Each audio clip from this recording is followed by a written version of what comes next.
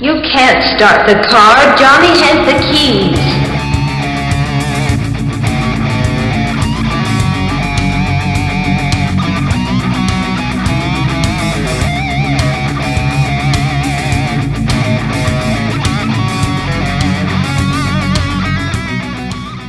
Hello, and welcome out there in podcast and YouTube land. You have reached Johnny Has the Keys, a little podcast where two guys get together and we discuss horror, science fiction, movies, television, literature, the key elements of those genres or those particular pieces of genre, and things that they have in turn influenced.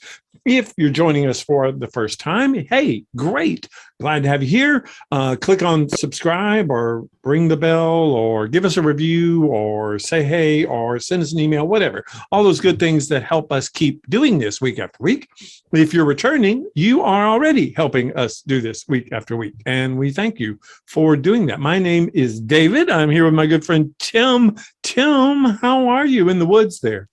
I am great. We are both in very dark and fantasy-looking wood. Yes, we are. Our backgrounds are cool if you're watching us on YouTube. If you're listening to us, our backgrounds are still cool. You just don't see them. I have been doing well this week. What's been going on in your genre week? Or do you want me to go first? It doesn't really matter. No, I could do it. My genre week was basically my normal, which is I've been so busy with other stuff that I've just been using the commute and listening to a bunch of podcasts. But those have been good, though, because I've listened to a variety. I listened to a couple of sci-fi ones on Dune, the new Dune that I still haven't seen yet, but they were talking about it. So I got some references. It wasn't anything I didn't know because I've read the book, but it was really cool. I did my true crime ones like Morbid and a couple of others, and caught up on some Star Trek with Star Trek Incidents, and also with my guys from Cinephile who are doing, what did that I just listened to that they did? Oh, Die Hard. Tell me about the shorts. Yeah, the shorts was cool. Mm-hmm. That was a neat idea that they do, which, you know, we might think of as an inspiration for us. Mm-hmm. But because, I mean, if you're a Patreon member with us, we have all this cool stuff that's there.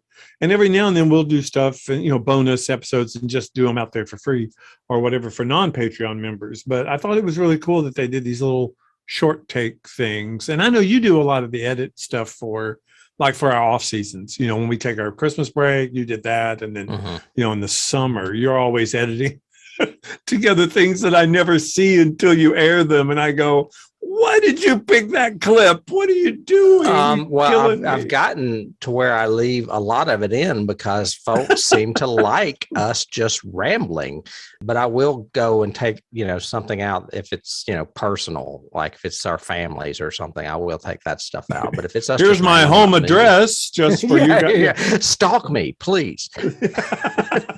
But what about you? What have you been doing genre-wise? Anything cool? I have been venturing into a movie that I had high hopes for last year, and it didn't get high ratings, but I got sucked into it, and it's a little movie called A Classic Horror Story.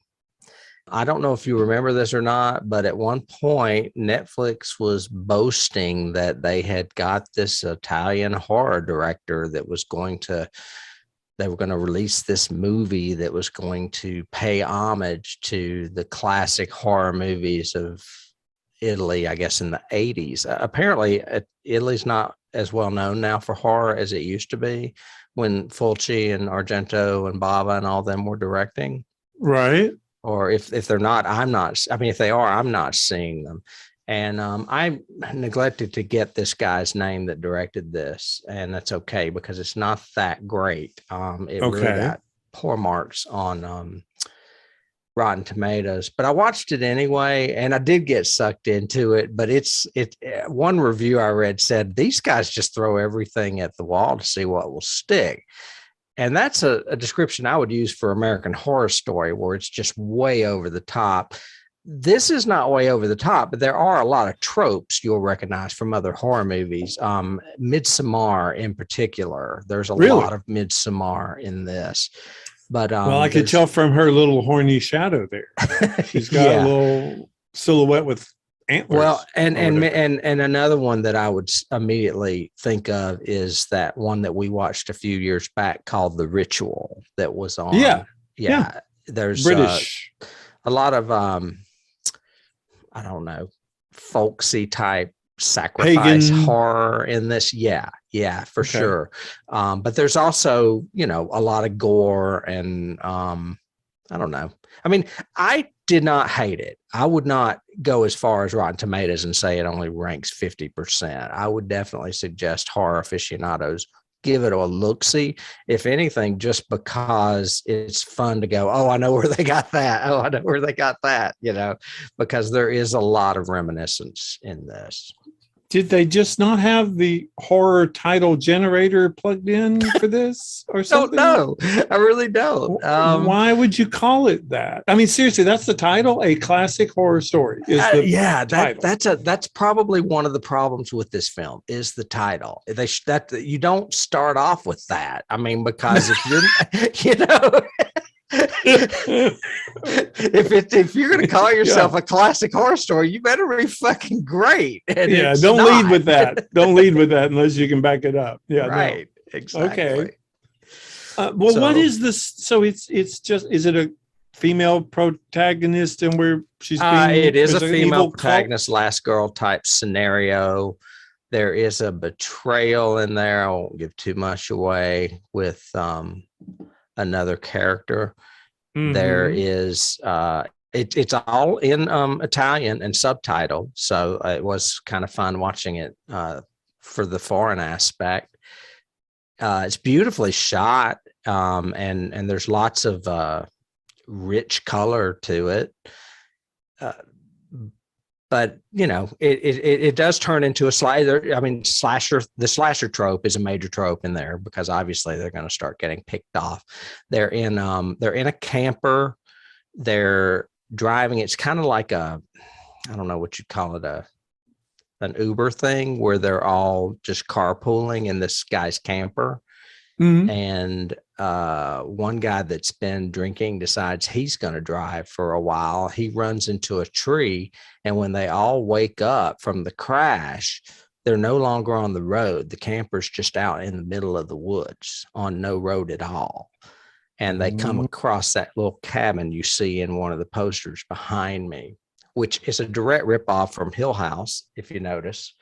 Oh gosh, yeah. Even with the underground, because it's got the face underneath the house. Exactly. The posters are rip off of Hill House. Of course, that could be Netflix branding. True, branding. Some kind. Yeah. And then things just go awry from there. They find this cabin and they find an altar where there's like it's like 5 pig heads are at the base of a bunch of like, I don't know. Yeah, very ritual-like. Blair Witch kind of stuff. Yeah, exactly. Yeah. So you're like, what the fuck's going on? So they are like, wasn't that in the ritual? They went upstairs, like in the attic. There was like the altar with the antlers and all that stuff. I think I remember. Yeah, I think so. And in this one, they go up into an attic and they find like a cocoon of like vines, and they find a girl that's alive inside, but her tongue's been cut out.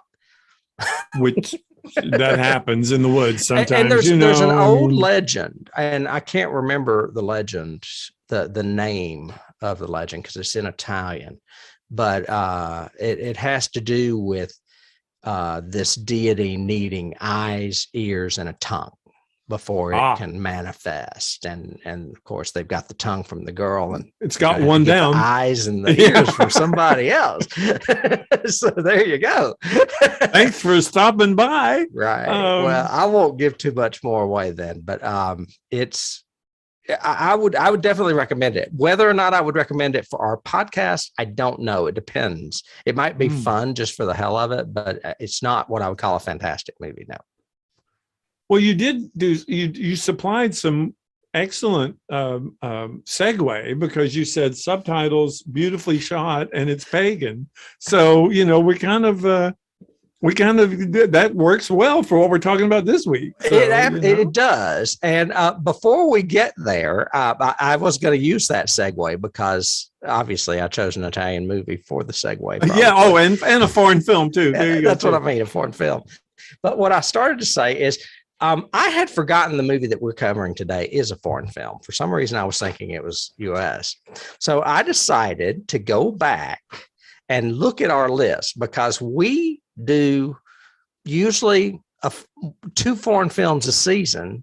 That's what we started doing because we wanted to be diverse. Oh, yes. We want to be diverse. Yes, that's it. That was what I meant. and so, I would pick a Korean film and you would pick, I don't know, a German film. And I was like, as we have progressed through this season, it seems like we have more and more foreign films. And I'm like, wait, I didn't realize they were foreign films when we picked them because some of them are UK or Canada. But I went through our list and I can't name them all because some of them haven't come up yet. But we have 11 foreign films this season. What? 11, if you count the UK and Canada. You picked too many then. That was wrong. No, I didn't pick Fantastic Planet. That's a French film. Okay, I get one. I didn't pick Metropolis or I Am Mother, and that's a German film and an Australian film. Well, but Australia doesn't count. Come on, that's not a foreign film, really. and I didn't pick last week's, but you did. And that's okay. Yeah, you go to point. Yeah, you go to. And I didn't pick one coming up in the sci-fi world. That's a French one that may be directed by Bassoon. Well, maybe. So don't be coming for me. We have 1 Canadian film, 1 German film, 1 Spanish film, 1 Korean film, 2 Australian films, 2 UK films, and 3 from the lovely country of France. That's because, Tim, cinema is about all of mankind, not say that just all the America. time. You're the one that gets me crap about it. Well, that's because they have issues. I mean, I'll state for a fact, this one we're talking about today, what pissed me off about it? Subtitles. Oh, I hate subtitles. Subtitles. Hate. Well, I think it's time to break out the castanets. Yes, we castanets. And let's talk about our first dive with Pan's Labyrinth. Yes. Oscar winner. It won 3 Oscars, if I'm not mistaken. I've got that in my awards coming up later. This film came out in 2006. And looks like it came out last year. It's beautiful. It is so well produced. It is so well produced. Yeah, I mean, I watched The Shape of Water, which he did win an Oscar for not long ago, and it looks every bit as good as that did. Easily. Yes. What is this little film about, Tim? I mean, I was hoping you would ask. Basically, there's a lot going on in this movie. You've got this legend of this princess that left the dark Moana world. By the way. Moana, yeah. Is it the same Moana as the Disney Moana? Because that's a Hawaiian thing. Spelled with 2 N's. Oh, okay. I thought something was weird.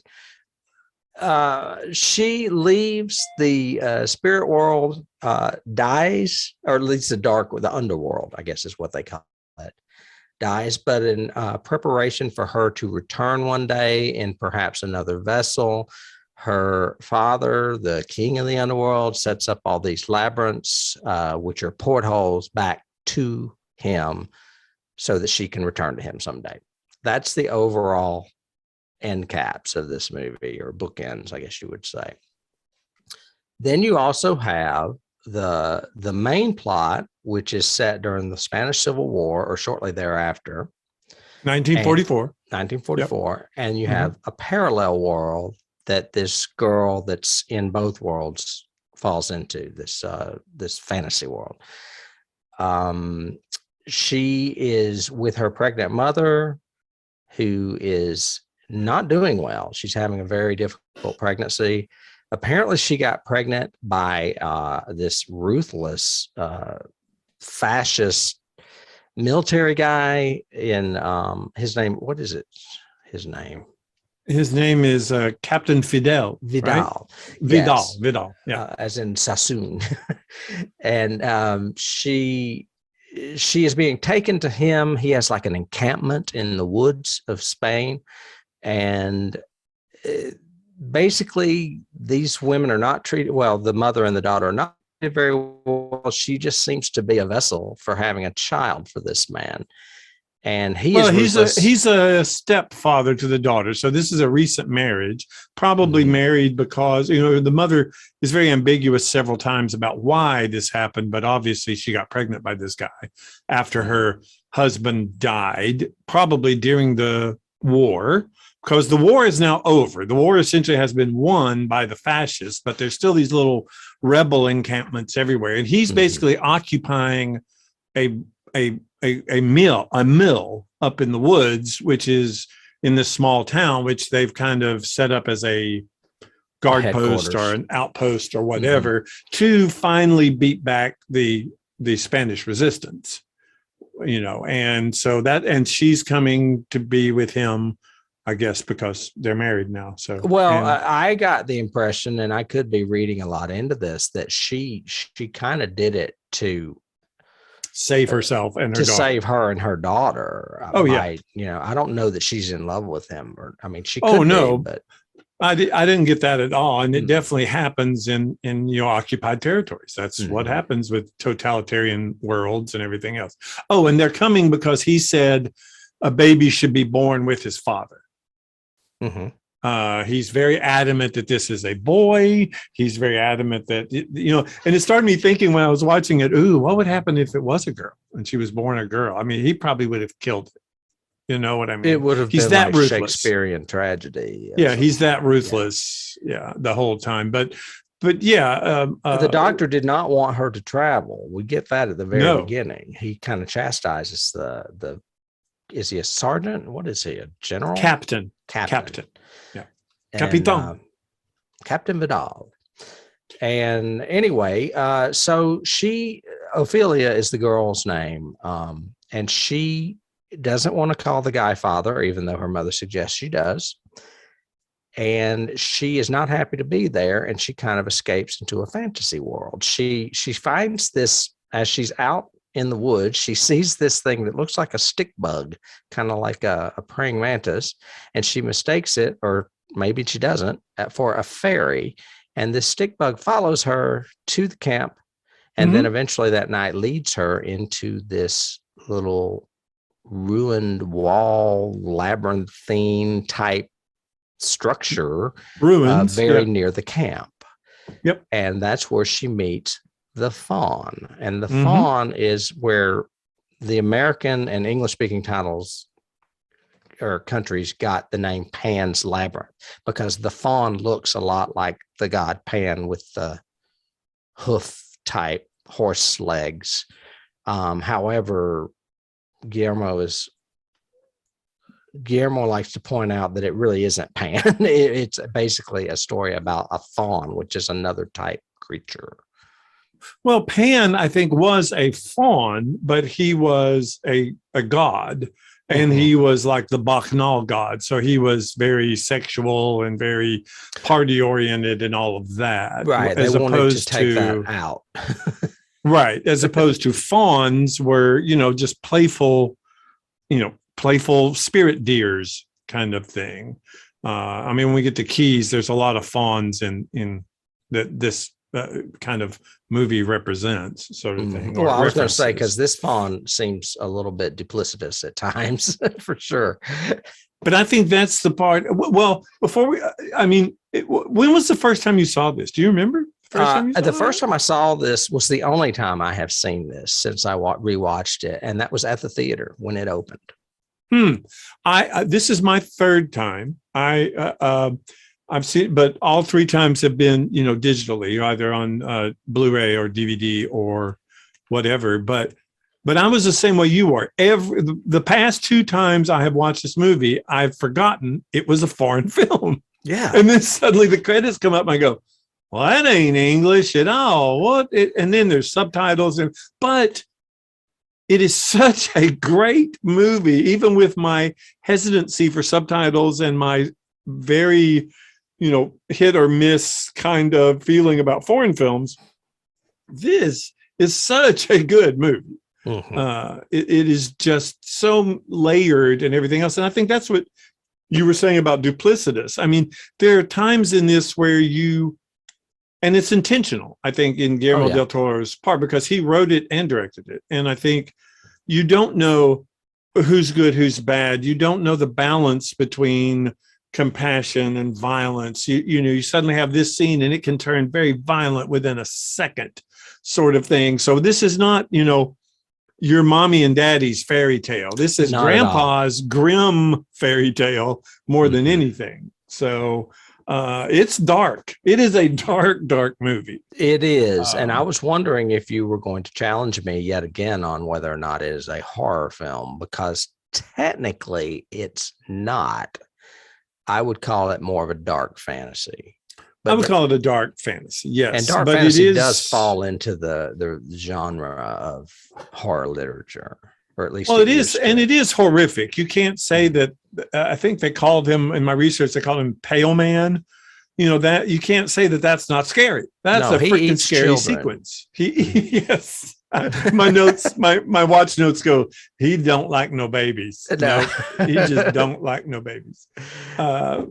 But there's we can go so many places with this, because it is, I mean, it starts great. It ends great. I mean, not great for characters, but it's got excellent music design, excellent sound design, great production design, creatures, all of that. And it's well acted.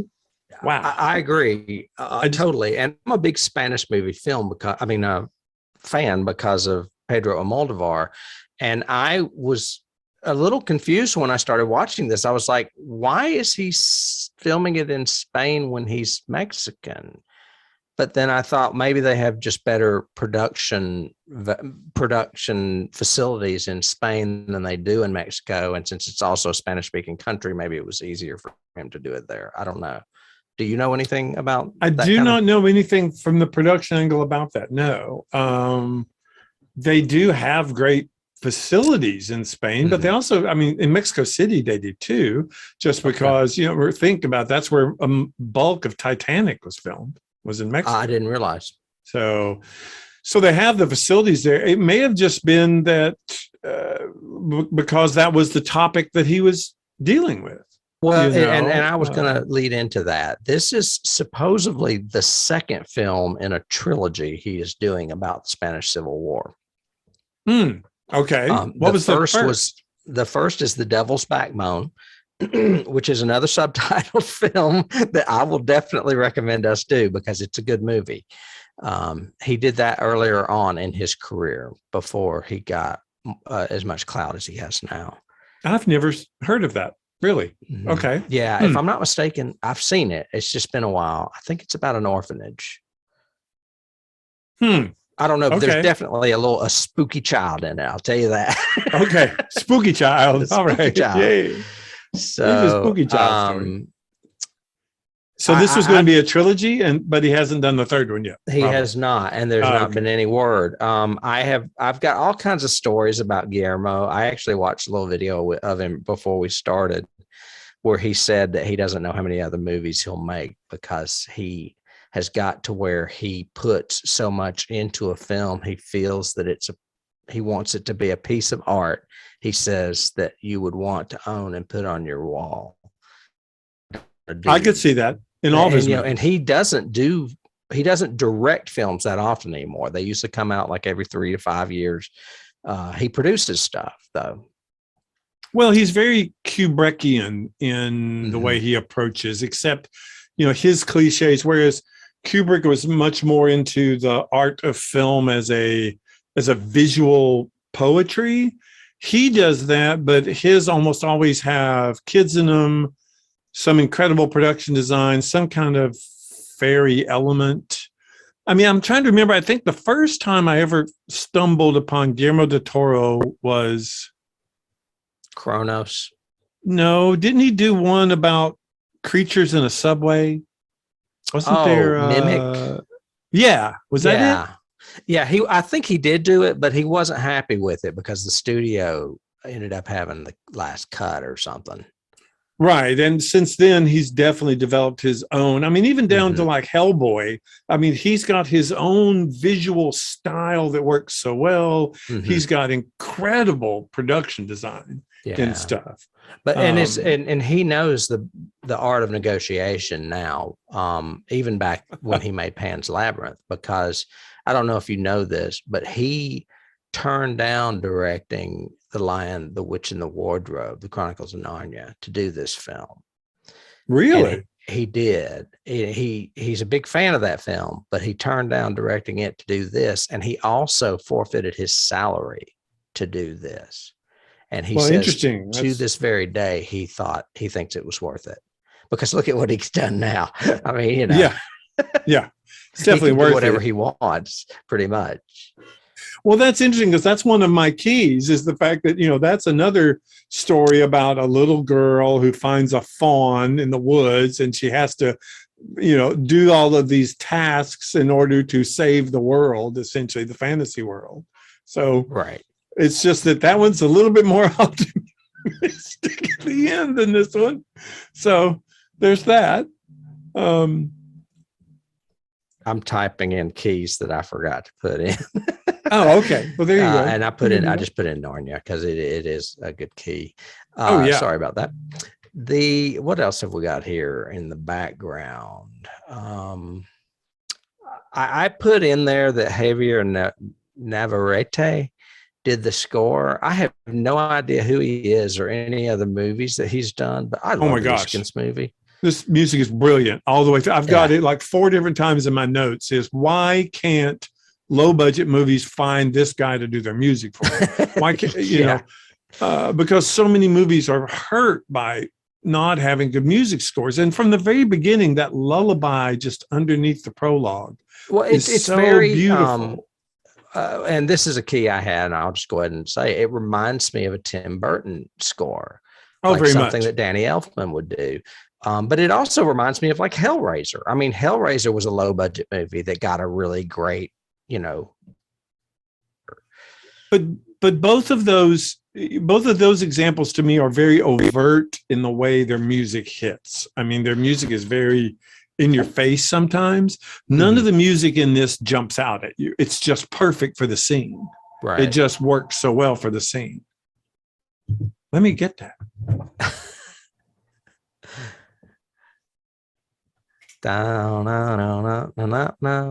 More editing. Yay. I was going to play that Monty Python music. Yeah. You know, but this music is just so perfect all the way through it. The themes that it does, the action sequences work, the really mysterious, creepy, almost childlike sound effects, lyrical in the background when she's with the fawn. It's just so good. I've got, like I said, I've got like 4 times music. Yes. Music. I agree with you. All over. Yep. I have a little story I'm going to read that I copped out of IMDb that I found very fascinating. And this is about his process. He compiles notebooks full of notes and drawings and ideas before turning them into movies. I had heard he did that with Shape of Water, like, you know, years and years of notes kind of thing. Mm-hmm. And he regards that as essential to his process. Mm-hmm. And apparently he left years worth of notes for this particular film in the back of a cab. And when he discovered them missing, he thought it was over. He didn't think this movie was ever going to get made. However, the cab driver found them and realized their importance, tracked him down, and then returned them at great difficulty and expense. And apparently Del Toro was convinced that this was a blessing, and it made him forever determined to make this movie. Wow, that's awesome. Yeah, I thought so too. Can you imagine? It'd be like I'm writing a book and the manuscript, you know, just disappears out into the internet somewhere. Right. I'd be like, fuck. No. Yeah. No. I mentioned the fact that it is part of a trilogy, and I guess we'll eventually see whether or not it comes to fruition with a third part. Before we move on to stuff like cast, was there any scenes you wanted to point out? So many. Well, I love the bookends. Even if you take the story away, the bookends starting with because the movie starts in total black and you hear the breathing, the heavy breathing, and then you hear the woman's lullaby. And then when we slowly show the girl, she is bleeding from her hand and nose, but the blood is going back up into her like it's in reverse, which I thought was interesting because that is the way it ends as well with her dying. Oh, spoiler. Oh, but so I love the bookends. I think I'm just trying to remember the big keys that hit me. So, I mean, the big scenes that hit me. Yeah. The first violent violence. I mean, we don't trust this dude from the very beginning. The first shot of him is him saying they're 15 minutes late, right? And we just get a bad vibe from then on. And it never goes away, and it's confirmed several times.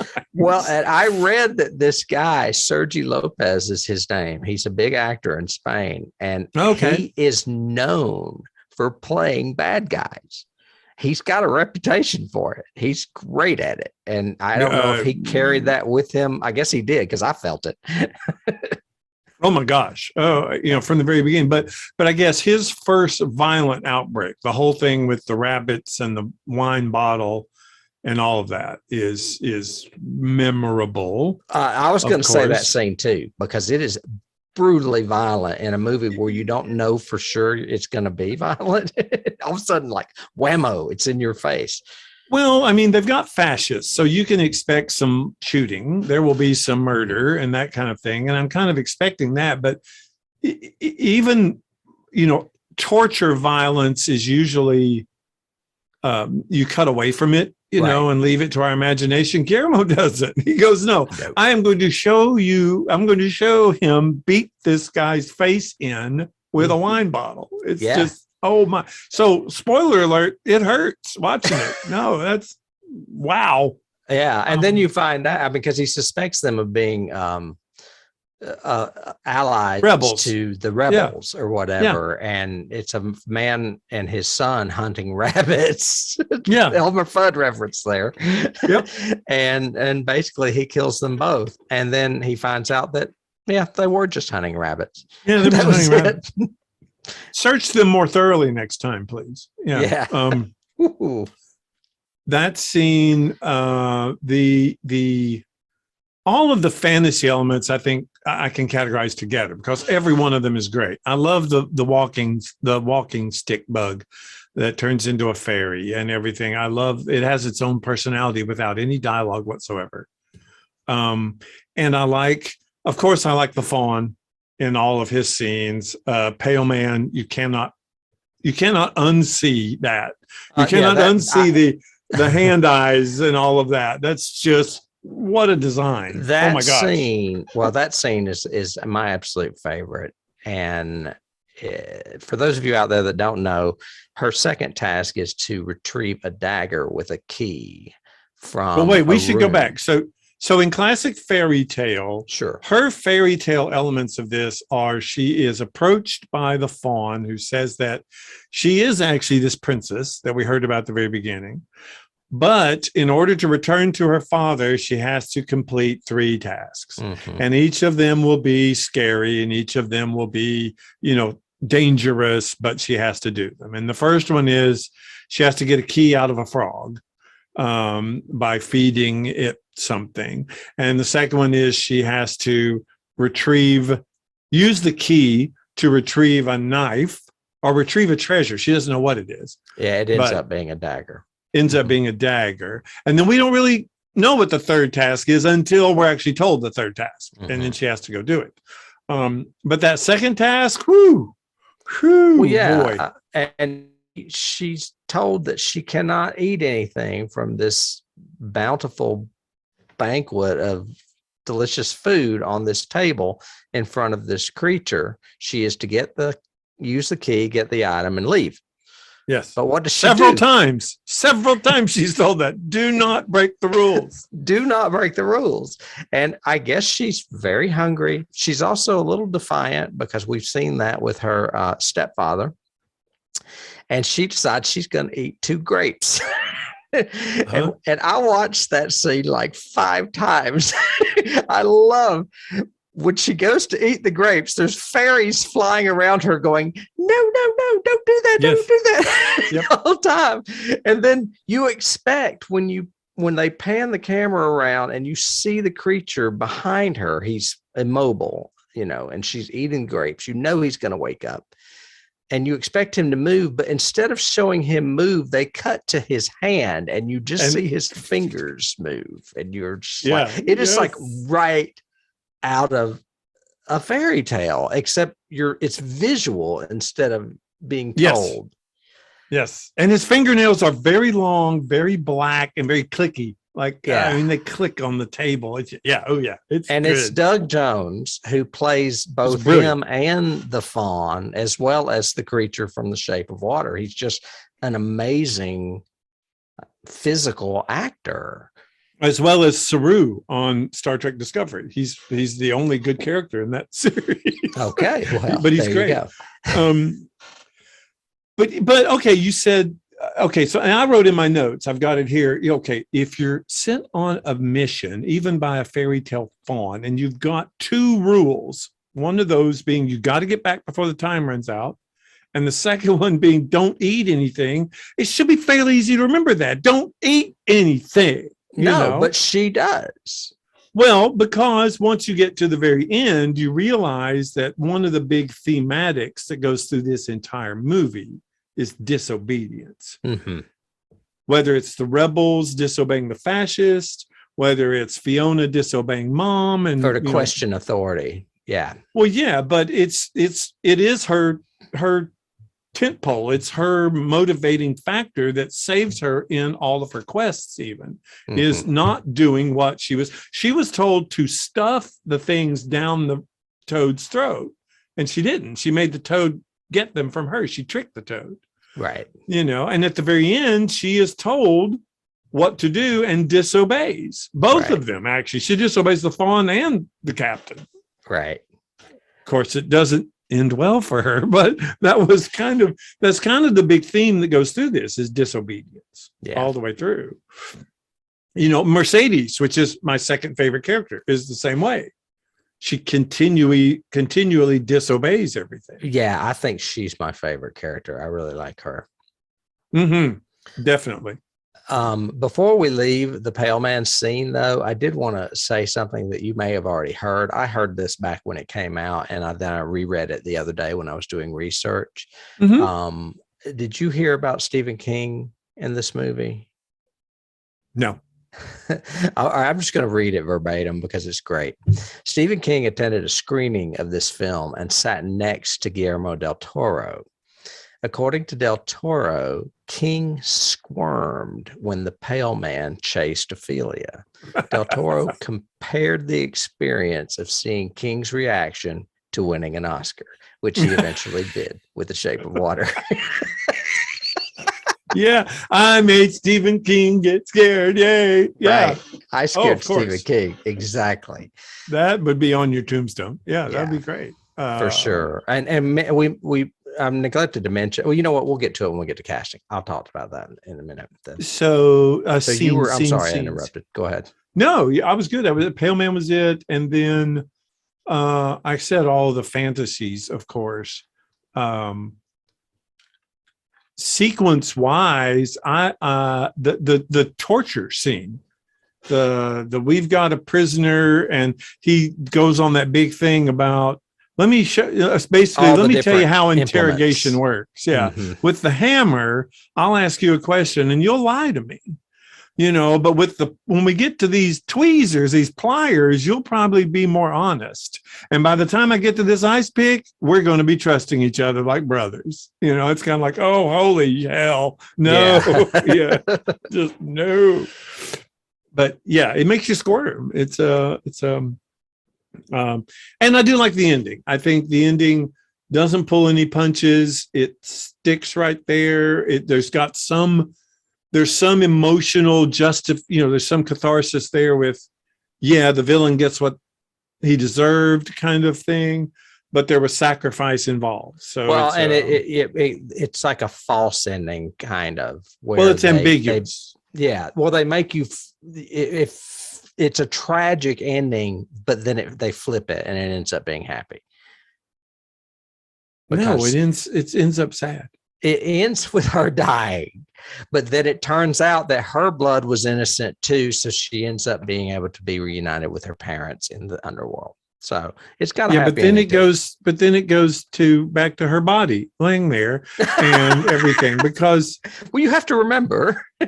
Well, but I think that's the point though. So let me ask you that. Do you think what Fiona, he does that too. There's a lot of movies where, this is only in their mind. This is only their perspective and it's not real. There's the real world. There's the fairy tale world.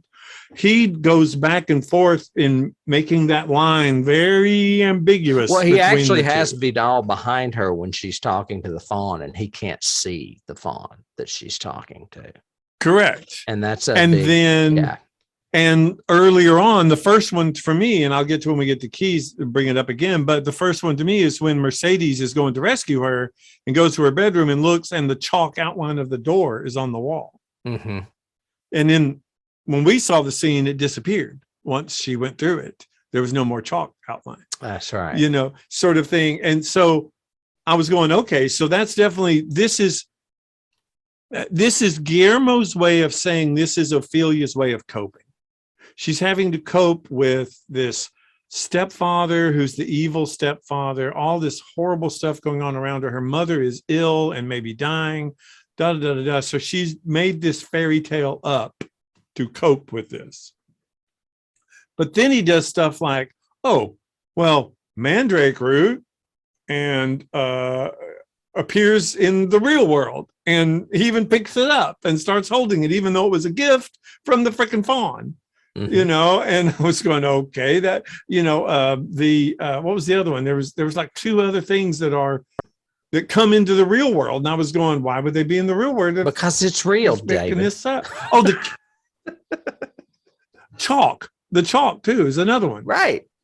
That, and I was going, okay, so it's not real. It is real. So to your point, I guess, long way of saying, both happen. She dies in the real world. She is really it has a tragic ending and a happy ending simultaneously.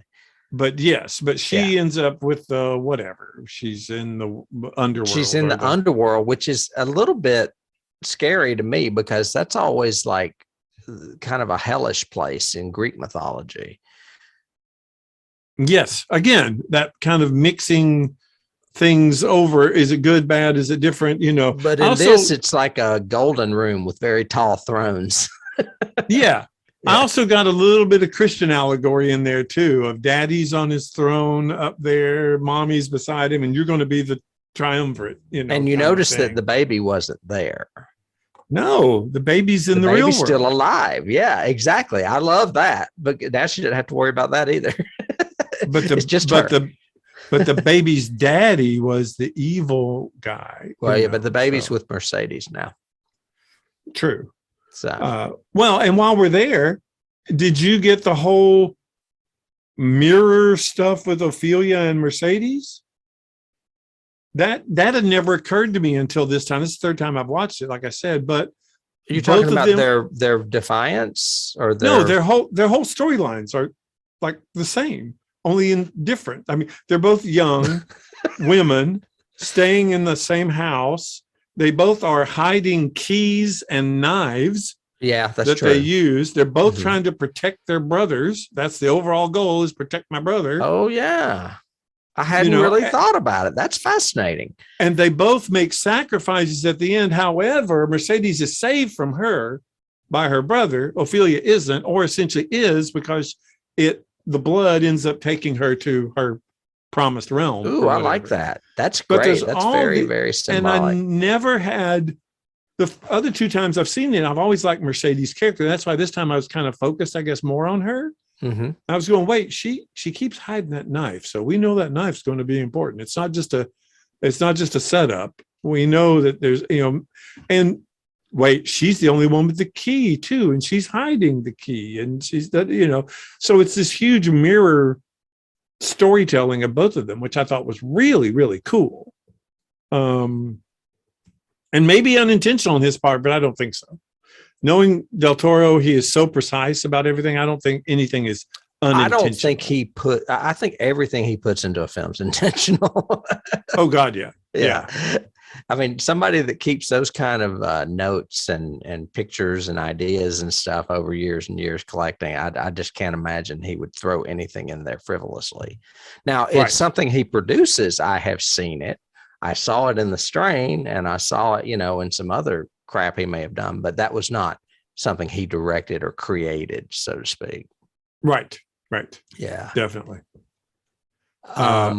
Shall we go on to cast? I mean, I don't have a lot with cast because obviously it's a Spanish cast, so we don't know them that well. Well, they're all great. Ivana Baquero played Ofelia.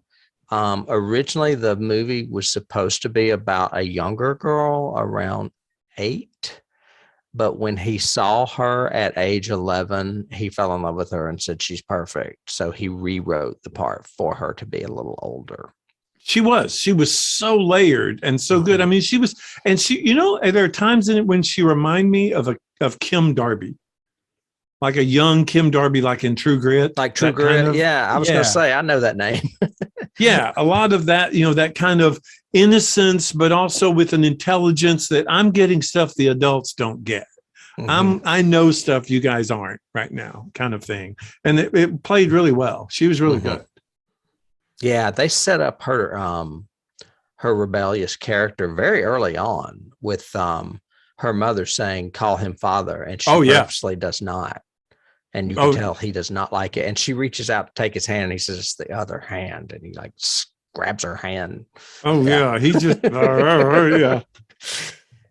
Speaking of which, that was Sergi Lopez. He played Captain Vidal. Again, I looked him up. He has a slew of films out there. He is a very well-respected Spanish actor. Brilliant. Notorious great choices for playing villains. I had someone that had originally been thought of for the role, and I didn't put it in there because it was somebody we'd never heard of. So I just skipped it. Mercedes was played by Maribel Verdú. I don't know who she is, but I love her. I think she's fantastic. Great in this. Yeah. And then, of course, I won't skip Carmen. Carmen was the mother. She was played by Ariadna Gil. The doctor, and that was hard choices for her because you're trying to establish that you are a loving and caring mother, but you're in a lot of pain and agony. So it's hard for her to do that well, but I thought she did a good job. Mm-hmm. Yeah. That was difficult. I was wondering what in the world, man, what kind of pregnancy? I haven't seen a pregnancy that bad since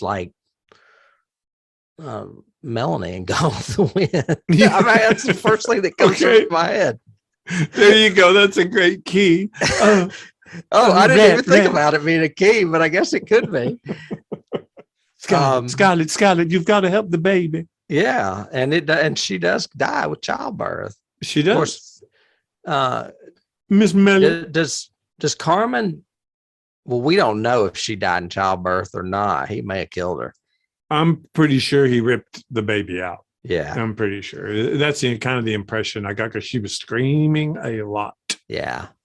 And then lastly, there is a doctor character. I can't remember that guy's name. He's kind of a main character as well. And very good. And then the other big actor that we want to mention is, of course, Doug Jones, and plays the Pale Man.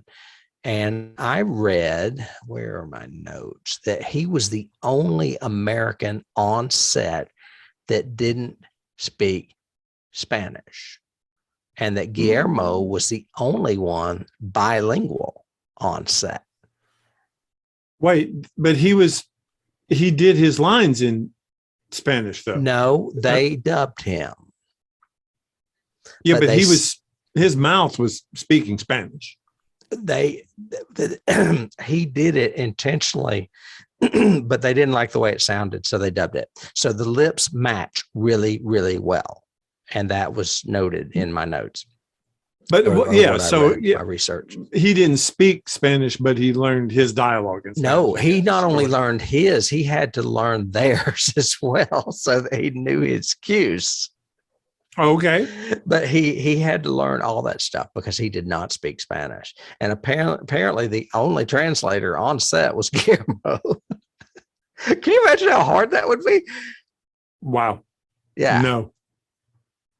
I just thought that was fascinating. Well, Doug Jones has been in movies since like the 90s. Yeah. He's done tons and tons of movies, television, everything, because he is such a unique body type. One of my favorite Buffy episodes is Hush. The Screamers or whatever. No, Hush, the one where they Hush. take everybody's voice so nobody can scream. He is one of the gentlemen. Okay, because those guys are creepy. They're creepy. He's great at creepy. He's great at aliens.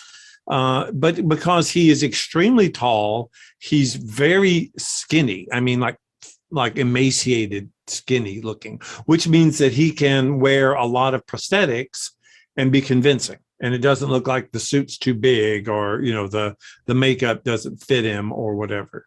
Mm-hmm. So he's always been known as somebody who can play these full body suits well, and he does. And they are suits. Like, I read that the fawn's legs were real. Those are not animated. They took the real legs out without animation, but those legs were attached.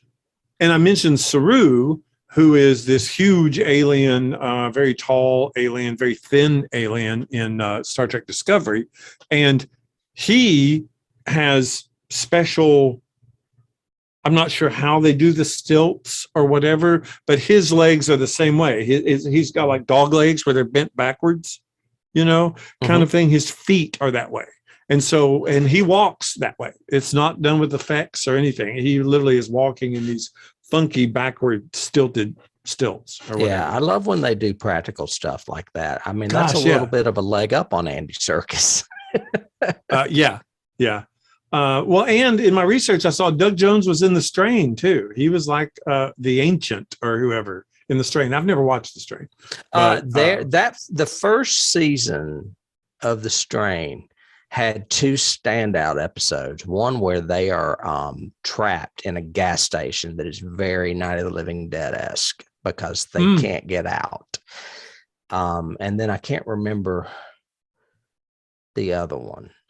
And I was I was ready for the second season just based on those two episodes. And then it just kind of fell apart. I didn't like it. There's a couple of, I mean, the Passage was another one where they treat vampirism as kind of an illness. An illness, yeah. And I love the concept, especially in the book, the trilogy, The Passage starts, but they just didn't do it justice when they turned it into a television series. And starting with the guy, you know, from Saved by the Bell was the lead in it. But then I confused it with The Strain because it's the same premise. The Strain came out a few years earlier, and I think it went on to like 2 or 3 seasons, but not that great.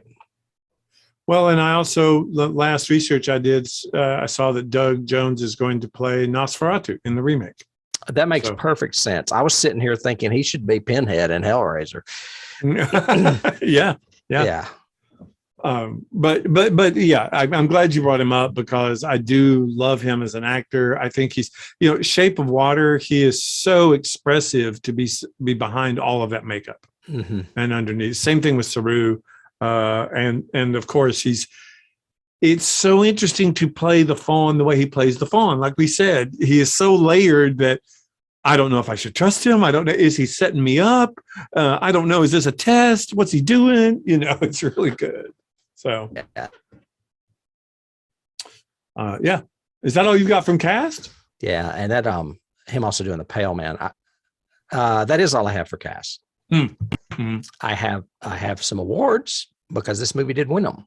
Oh, yes. And deserved them, probably. Mm-hmm. I think so. Big awards, actually. This movie was nominated for 6 Academy Awards, and it won 3. It won Best Achievement in Cinematography. It won Best Achievement in Art Direction, and it won Best Achievement in Makeup.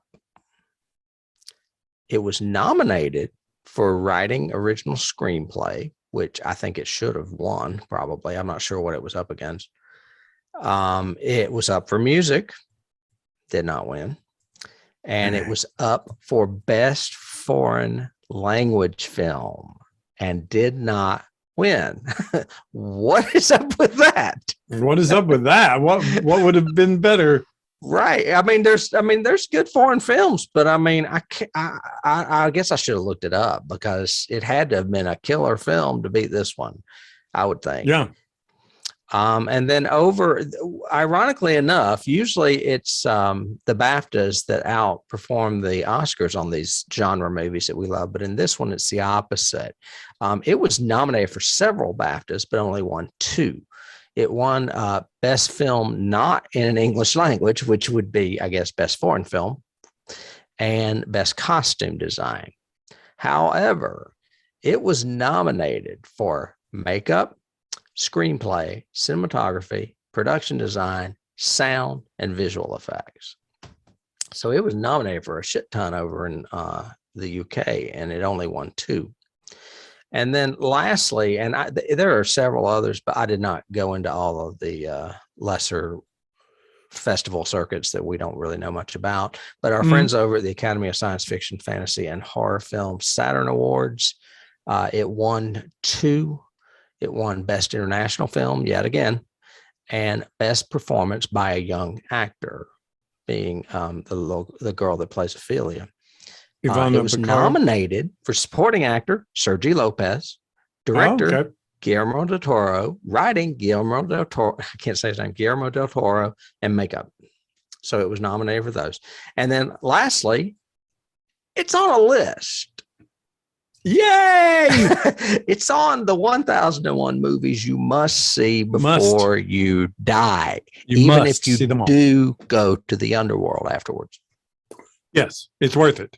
Well, you said Makeup in all those categories, and that's a definite, not just but I wanted to say not just the makeup for like Pale Man or the Fawn or whatever, but like that cut on his face. It's amazing.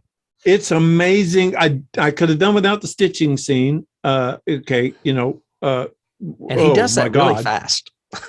Yeah, I've got that in my notes. I go, okay, he's a fast stitcher. Because the first stitch takes him like an excruciating minute, and then you blink, and all of a sudden he's stitched up. I was like, wait. Yeah. And I denote that as a time cut sort of thing. I'll talk about that in a second with time cuts. But not only that, but the shot after it, and I should have said this in my scenes, the shot where he's got the bandage and he takes the shot of whiskey and it leaks through the bandage. Oh my God. Yeah. That gets me every time. I told you, I can watch things bite heads off things, but you in The Thing, you take a scalpel and cut the finger and I can't handle it. I can't handle the alcohol burning through the bandage. It's funny that you say that. Mine is I can watch any kind of gore on TV in a movie, but if I see it in real life's when I'll faint. Like you can crush a guy's head on screen, but if I see it in a car accident, I'm out, man. Yeah. You should just think to yourself, ooh, really good makeup. That's good makeup, guys. Would you put them on the gurney, please, and take them to the hospital? Yeah. But yeah, he stitches so fast. And drinking the booze. So I've got, okay, time cuts. I've got in my notes, one of the things that he does in this storytelling all the way through this, which is at times really good storytelling visually, but also can help with that disorientation of what's real, what's not, fairy tale, true, is so many time cuts in this, where it'll suddenly cut to something. And then, like a good example is the shaving scene. He keeps the camera wandering around while the captain is shaving, and it'll like go behind a column, and suddenly the camera's in a different place, looking at him in a different angle, and it's later on in his process of shaving. And then suddenly it'll cut to a different shot from a different angle, and it's obviously later on. And it's all these time cuts, and he does it with like them going through the woods with the time cuts, and it's like, oh, and now we're suddenly at the camp. Oh, and now we're back here, and now this is happening, just in like shot after shot. There's one where she goes, "Take me to the labyrinth," and suddenly she is standing at the labyrinth, entrance with the little fairy leading her in, that sort of thing. So he does that really well in this, so much so that after he did the stitching and it cuts to her, and then suddenly he's walking over and putting the bandage on, I'm going, okay, hopefully that was a time cut, because he cannot stitch that fast. It was very fast. Yeah. I love it when she stabs him, though. You want her to kill him so bad. I'm like, why didn't you just slit his throat? Yeah, I was doing the same thing. I was going, okay, if you're going to kill the villain, kill the villain. Yeah, this is not Halloween. And I said in my notes, I am so glad that Mercedes lived. It meant so much to me. If they had killed her, it would not have been the same. The rescue is great when you think all hope is lost, and she's going to kill herself. She is going to slit her, and you can see it in her eyes. She's doing it. And then all of a sudden the bullets start ringing out. You go, yes. Yeah. It was good. Yeah, that was the Rebel Alliance. Lord Vader, they're coming through. I was going to mention, you mentioned special effects. One of my favorite things is when the Pale Man comes to life and he starts catching the fairies and eating them. Oh my gosh.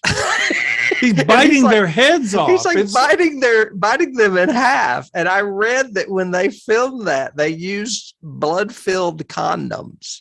And he would just bite the condoms, and I guess they would splat, and then they digitally enhance the little fairy over the condom or something. I don't know. Which looks great, special effects wise. It's so nasty. I'm like, those poor little fairies were trying to warn her, and now he's eating them. Yeah, he's definitely Ozzy Osbourne and all over them. I mean, he's like biting the heads. And then you have the scene following where it's not exactly following. Something happens in between, but the next time she sees the fawn, she gives him back his little carrying case, and she knows he's going to notice that 2 of the 3 fairies are missing. Minus a couple of friends, as he said. I love that scene. He gets pissed off at her disobeying and then basically says, it's over. Yeah, you'll never see us again. And he leaves, and it's like an old theater trick where basically he just walked over to the side of the room and kind of crouched down and out. Yeah, he goes into the shadow and disappears. But every time he disappears, it's the same way. He goes back into the shadows, which again kind of emphasizes this. Should I trust this guy? Keeps going into the black, and that's not usually a good thing. Yeah. So, well, and then the next thing, when he changes his mind, the next thing he asks for is the life of her brother for sacrifice. And I'm like, okay, I saw that coming. But he doesn't say life. He just says he needs a little blood. He just needs a little blood. Yeah. He said, and he's holding this huge dagger, and he's going, just a drop or two. And she's going, nah, I'm not buying that. Yeah. Listen, horny guy, you're not getting my brother. But then again, at the end, when she ends up in the golden room with her parents, he's there and he doesn't seem as bad. It's almost like, oh, he was a good guy after all or something. Yeah. And I think that's what it's for. Because I do think that's the story. He is wanting her to return disobey. To the king. He needs, because I think at the very beginning, he has a line where he says, we have to see if you have become too mortal to come back to the realm or something like that. If you're and I guess human. he's banished too until he gets her back. So it's kind correct, of a because reward he keeps saying, he keeps saying this is the last of the portals and it'll close at midnight, once the moon is full, sort of thing. So there's this, Speaking of which, let's do some keys. You got some keys? Yeah, it's probably about that time. Yeah. What do you want to lead off with? Every fairy tale ever made. No.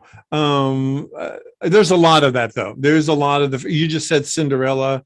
I think that's a key in here because there's time-based, whether it's, get back or the door will close, to, we got Moonlight. Alice in Wonderland, the whole drink me kind of subtext that's going in there when you keep seeing all these vials, but also the whole open the little baby door and crawl through it sort of thing was very Alice in Wonderland to me. Narnia, because of the fawn, Mr. Tumnus, kind of saying this is what you'll have to do, and I'm the first person you meet in this world, kind of thing. And Grimm's fairy tale. I think I said that earlier about this is more like the Brothers Grimm stuff than your Cinderella fairy tale. For sure. Yeah. I don't know how to spell Grimm's. Is that 2 M's? I think. I don't know. I mentioned this earlier, and this was one that came to my mind immediately when I first started watching this film, not just because of the music, but because of the production design too. It reminds me of Tim Burton. It's got an Edward Scissorhands kind of look and feel to it because of that fairy tale aspect. Yep. Or you could even go into the animated world of like Nightmare Before Christmas or anything like that as well. So I see that. I jokingly referred to it, but I will say it time and time again. There are elements of this movie that remind me so much of Star Wars because they keep referring to the rebels in the woods. And I'm like, this is like that third, what is it? Return of the Jedi. Yeah. There are rebels in the woods. We have to watch out. Well, and rebels in general in every one, even down to Han Solo and all Solo and everything. And Vidal is Darth Vader. I mean, he is the supreme villain. Yep. Yeah. Well, and that kind of, if you want to base that element too, one of my other keys is just that typical, hero's journey kind of thing.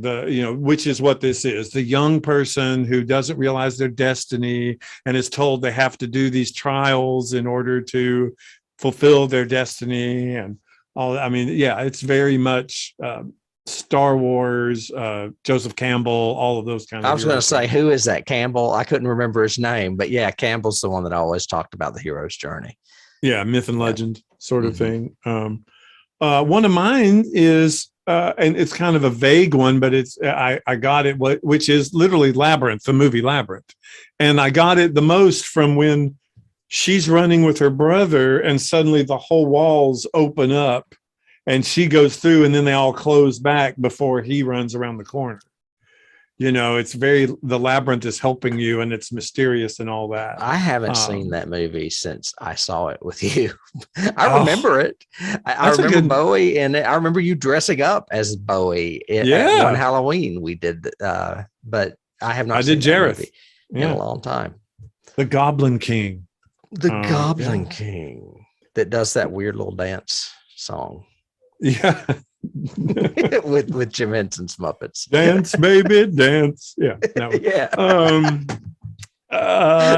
And that's also a Harry Potter key too, because I could see that. Is the Harry Potter 2 keys that I got off of it were the labyrinth and the fact that it grows back and moves and kind of it's hard to determine your way like in normal labyrinth, but also she has the book that she's given that only she can see. It looks blank to everyone else, but she can, when she touches it or opens it alone or whatever, it reveals her tasks to her, which is just like the Marauder's map in Harry Potter. That actually reminds me also of another one that you're going to think I'm crazy is Evil Dead. That book in Evil Dead does that too. Yeah. Where it I don't know that you see it, but when they show it, it looks like it's being inked in front of you or whatever. Right. It's Right. when it's Same thing. demonstrated. The Cantarian Book of the Dead.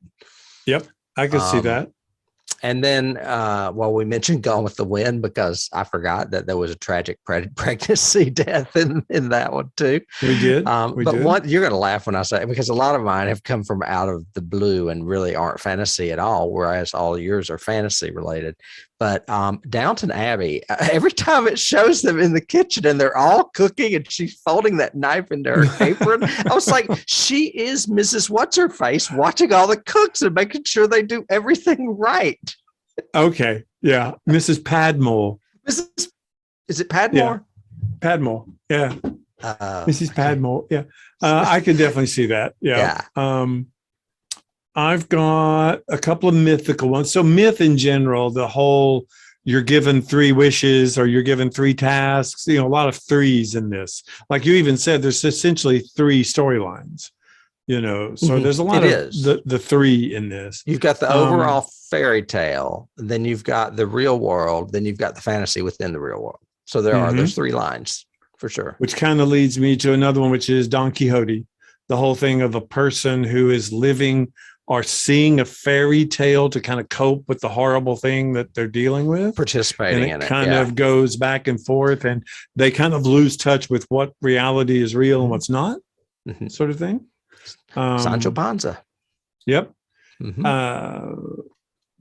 Of course, an obvious one is The Wizard of Oz, just because of the red shoes, the ruby slippers, when she's finally in her kingdom at the end, kind of thing. And then I have just a slew of the negatives, like, that are more, to your point, that are just realistic, like Inglourious Bastards. I mean, this captain reminded me of that guy in Inglourious Bastards the whole time, especially those interrogations, not the torture one, the ones where he's going, Mercedes, aren't you forgetting something? The key? I'm the only person that has the key, right? And you're just going, oh my God, he knows, oh my God, he's going to get her. It's just all that tension and stuff. The stuff with the doctor is the same way. The stuff at the beginning with the farm guy, when they're interrogating the farmer and his son, you're going, oh my God. It's funny that you mentioned that. I told you I watched a thing with Guillermo before we started today, just a little interview with him on the anniversary of this film. And they asked him what directors inspired him. And he mentions a lot of old ones like Buñuel, the French guy, and William Wyler, and some others. But then he says, I can't remember. He does mention Kubrick, and he definitely mentions Terry Gilliam, but he mentions 2 that he says are the masters, and I can't remember who one of them is, but the other one's Hitchcock. And I was like, he plays with you like Hitchcock in that scene you're describing, where he knows what you're thinking. And then he uses it to his advantage to manipulate you into thinking, does he know? Does he not know? Or whatever. And that is very Hitchcockian. So that's a good key. When we're ahead, like we said, we're either with them, behind them, or ahead of them. And that was one. Yeah, that's true. The other one I've got similar is Schindler's List, because it's the same thing. This young captain comes into town and he's a sadist. And everybody is afraid of him and afraid of what he will do. And he will do stuff like turn around and shoot you right in the head or in the chest or whatever. And that's the same way I forgot his character's name, but the Ralph Fiennes character or the Ray Fiennes character. Yeah. I didn't think of Schindler's List, but the whole time I'm watching this, I'm unfamiliar with the Spanish Civil War. And I kept thinking of them as like Nazis. Well, they're heavily portrayed as Nazis, and it is 44. We still haven't won the war, sort of thing. Right.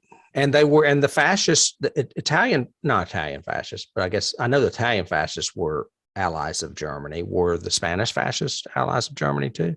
I don't think know. Franco was an ally, but he used from what little I know of the Spanish War, he used that time to take power and to solidify it and essentially, set up the fascist regime. And that's why their uniforms are very Nazi-esque. They're very Nazi-esque. I thought that too. Yeah. Yeah. And I don't know if that's accurate or not. If it's not, it's brilliant on his part, because we associate those hopspurs and padded shoulders and those high squared collars Mhm. and all of those uniform utilities as Nazi, as evil. So yeah, I could see that. Well, and the fact that they would be really well off in comparison to the people around them. Like they would eat good food. They would be able to shave every day. They would wear cologne or whatever. Yeah. Yeah. And just the subtext of that, they're having this huge banquet that he's obviously invited the priest and everybody in town up to have all this food. And he's talking about ration cards and how he's going to give everybody in town just one ration card. Not for you guys, of course, because you guys are at my dinner table kind of thing. And it's that very Nazi sort of feel to it. Yeah. The have and the have nots. My last two are, I've got a reference you might not get, but like I said, the first clue I think that we get that the worlds are not,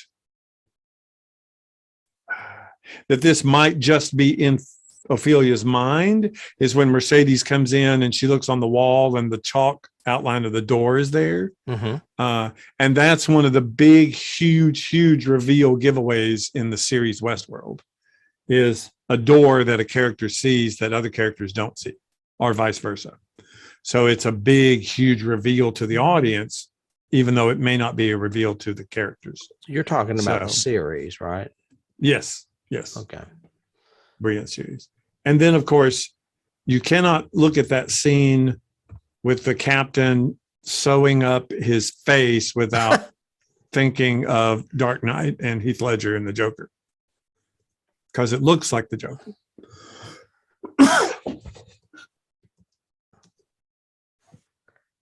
And oh boy, it's so painful. I mean, right now my jaw hurts. I mean, just thinking about that scene hurts. It's just so nasty. I mean, it's like he's revisiting the scene where he caves the guy's face in with the bottle. You think, oh, she's going to slit his throat or she's going to stab him. Well, she stabs him in some innocuous places and then takes that thing and puts it in his mouth and just yanks it through his cheek. And you're like, whoa, didn't see that coming. Oh, and that's a semi-key, but I had the same kind of feel when that happened in Chinatown. Remember in Chinatown when he puts it in with the nose. Yeah. Now that's just a good goes, key. That's a good wound key for sure. Wound key. Yeah. We've got wound keys happening now. I haven't thought of that movie in a long time, and that's Polanski. I already mentioned the keys that I had of my own, but I have several that I copped from IMDb that I did not know that I thought were interesting.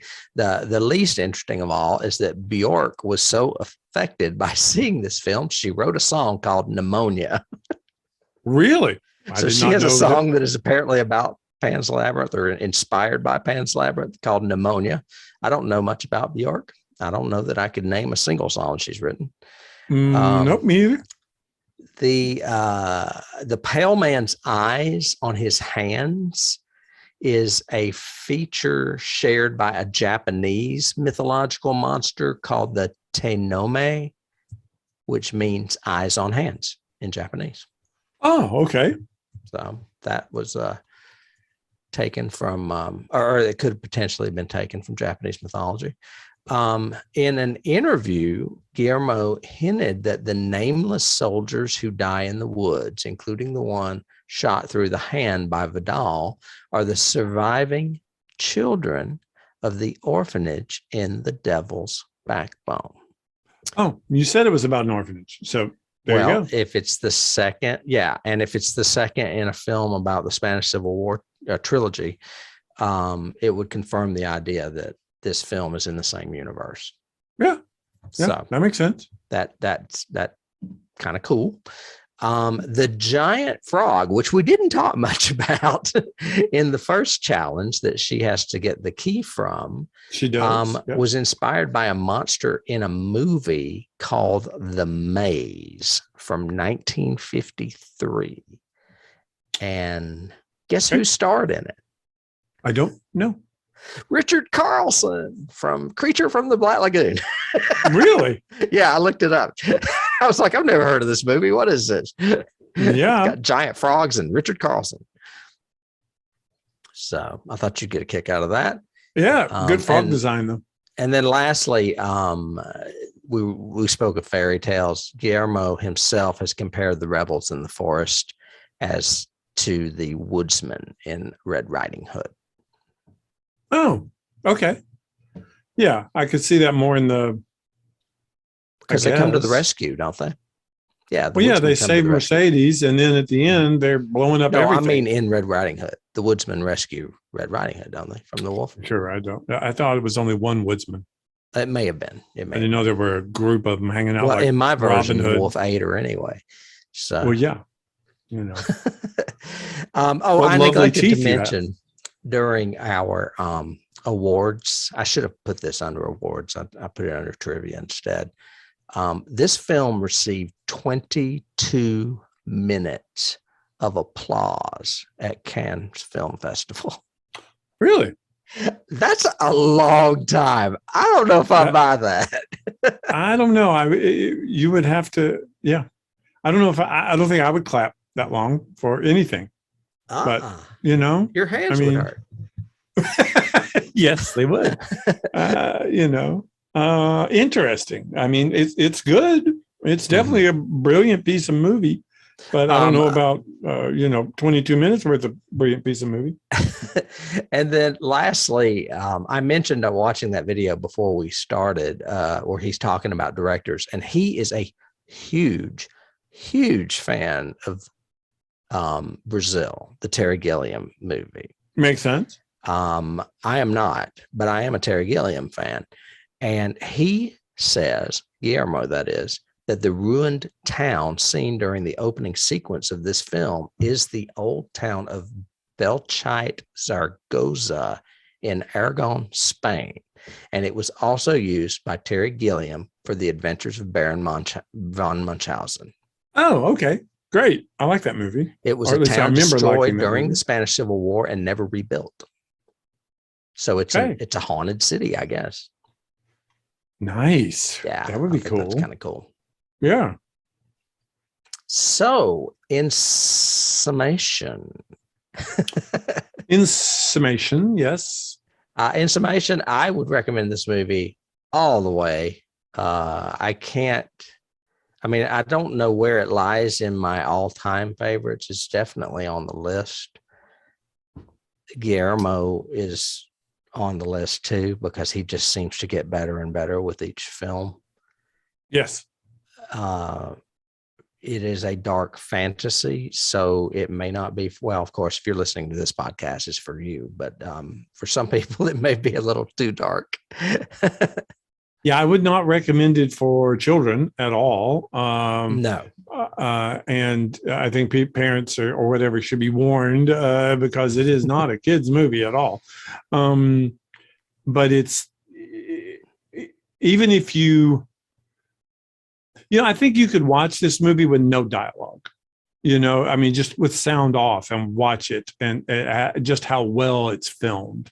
Mm-hmm. And how well it's shot. The rain scenes, the forest, the coldness of the mill itself and the rooms. It's just so viscerally visual.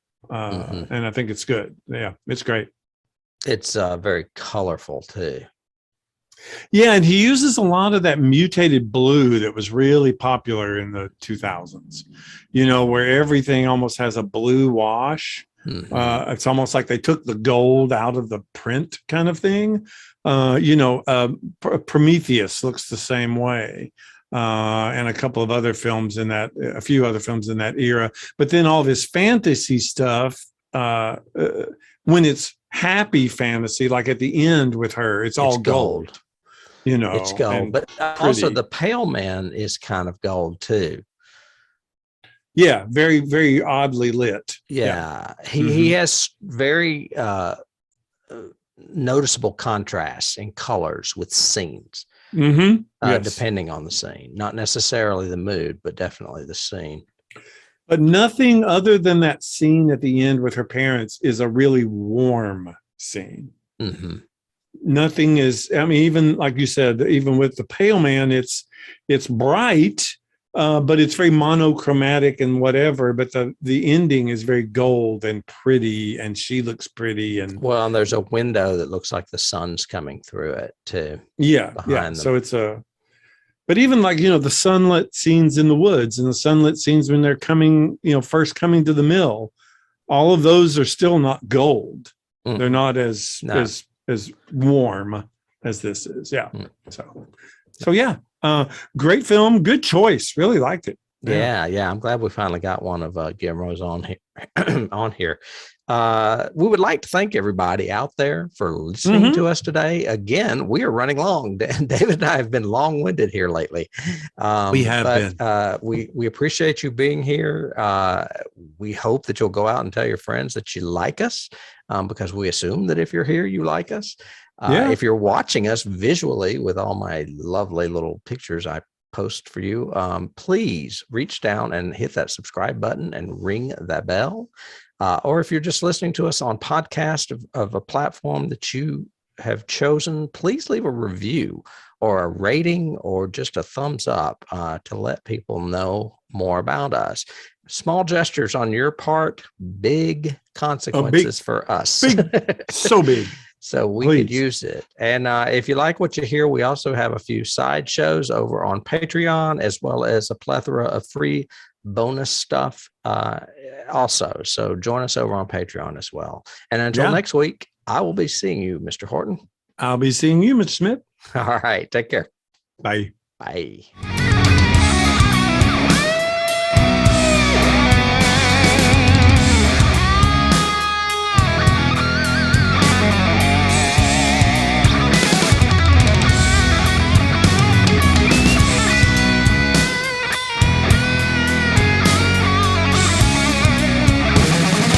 Can't start the car. Johnny has the keys.